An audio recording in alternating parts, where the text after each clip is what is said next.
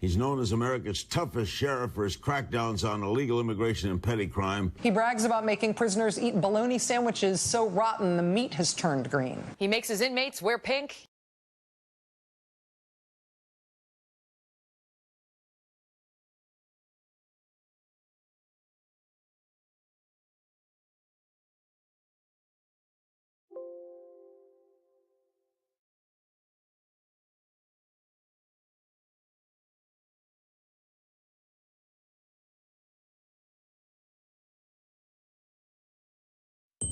He uses chain gangs. Inmates are forced to wear striped prison garb and pink underwear.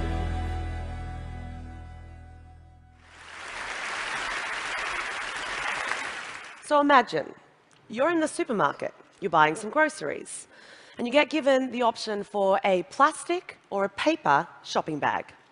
Which one do you choose if you want to do the right thing by the environment? Most people do pick the paper.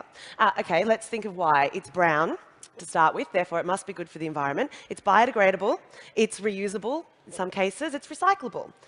So when people are looking at the plastic bag, it's likely they're thinking of something like this, which we all know is absolutely terrible and we should be avoiding at all expenses, these kinds of environmental damages. But people are often not thinking of something like this, which is the other end of the spectrum. When we produce materials, we need to extract them from the environment and we need a whole bunch of environmental impacts. You see, what happens is when we need to make complex choices, us humans like really simple solutions, and so we often ask for simple solutions. And I work in design, I advise designers and innovators around sustainability. And everyone always says to me, "Oh, Layla, I just want the eco materials." And I say, well, that's very complex, and we'll have to spend 4 hours talking about what exactly an eco material means, because everything at some point comes from nature. And it's how you use the material that dictates the environmental impact. See, what happens is we have to rely on some sort of intuitive framework when we make decisions. So I like to call that intuitive framework our environmental folklore. Okay, it's either the little voice at the back of your head, or it's that gut feeling you get when you've done the right thing. So when you've picked the paper bag, or when you've bought a fuel-efficient car. And environmental folklore is a really important thing because we're trying to do the right thing. But how do we know if we're actually reducing the net environmental impacts that our actions as individuals and as professionals and as a society are actually having on the natural environment? So the thing about environmental folklore is it tends to be based on our experiences, the things we've heard from other people. It doesn't tend to be based on any scientific framework. And this is really hard because we live in incredibly complex systems. We have the human systems of how we communicate and interrelate and have our whole constructed society, the industrial systems, which is essentially the entire economy. And then all of that has to operate within the biggest system, and I would argue the most important, the ecosystem. And you see, the choices that we make as an individual, but the choices that we make in every single job that we have, no matter how high or low you are in the pecking order, has an impact on all of these systems. And the thing is that we have to find ways, if we're actually going to address sustainability, of interlocking those complex systems and making better choices that result in net environmental gains. What we need to do is we need to learn to do more with less. We have an increasing population, and everybody likes their mobile phones, especially in this situation here. So we need to find innovative ways of solving some of these problems that we face. And that's where this process called life cycle thinking comes in. So essentially, everything that is created goes through a series of life cycle stages. And we use this scientific process called life cycle assessment, or in America you guys say life cycle analysis, in order to have a clearer picture of how everything that we do in the technical part of those systems affects the natural environment. So we go all the way back to the extraction of raw materials. And then we look at manufacturing, we look at packaging and transportation, use and end of life.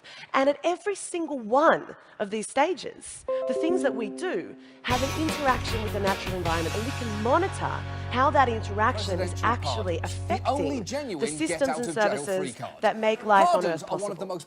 And through doing this, we've learned some absolutely fascinating things.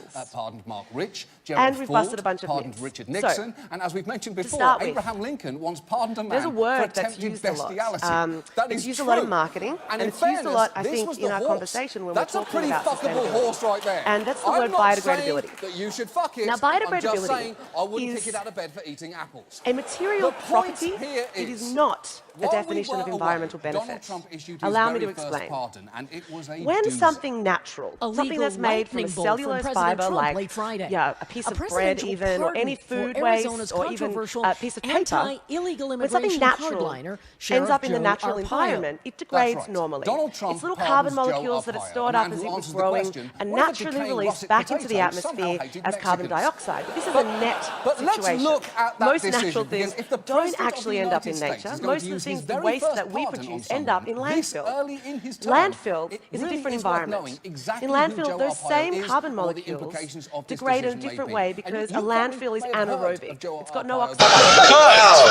Why are you so angry though? All right, no, seriously, what's the bet though? Actually, give my watch back if you lose.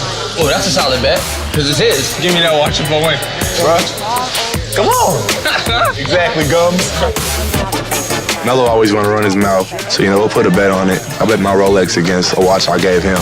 You gotta put him in his place.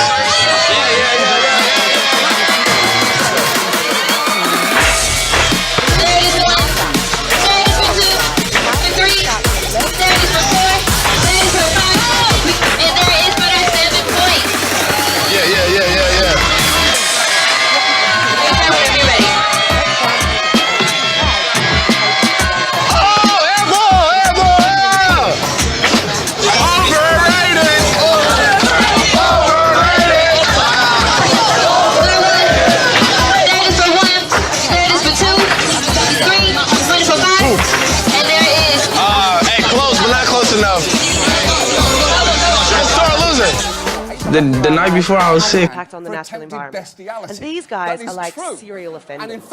And I'm pretty sure everyone in this room has a refrigerator. Now, America has this amazing ability to keep From what? in the last few years. Oh no, the weather? On average. How do you get sick from the weather? I think it's too cold. Like the AC was on in the house, like real high. He owes me the watch. He already owed me $1,000. Like, he's in debt forever. He just doesn't pay me back, but it's all right. I'll get it back one day. Never going to an amusement park again. There you go, baby. What you want, lay out or back tuck? Back up. I'll give it to you. He still got it! Man, I got you. Put your head back. Back. No. Tina, no, nothing. You gotta go back. I'm telling you. You better put it back. Some more. Some more. Yes. Great. I know how to rehab with Tina. It's not the soft stuff that people have been doing with her. She's an athlete.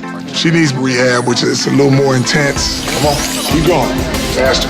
Higher, higher. There you go. Come on, Tina, that's good. Squat. Some more. You wanna stop? Yeah. You wanna stop? Exactly. Your mind is stronger than your body. 5 more, 5 more. Don't touch the rail. There's no time limit. I'm gonna do it for however long it takes to get it right. Good job. I'm proud of Tina, and I just enjoy her getting better each and every day.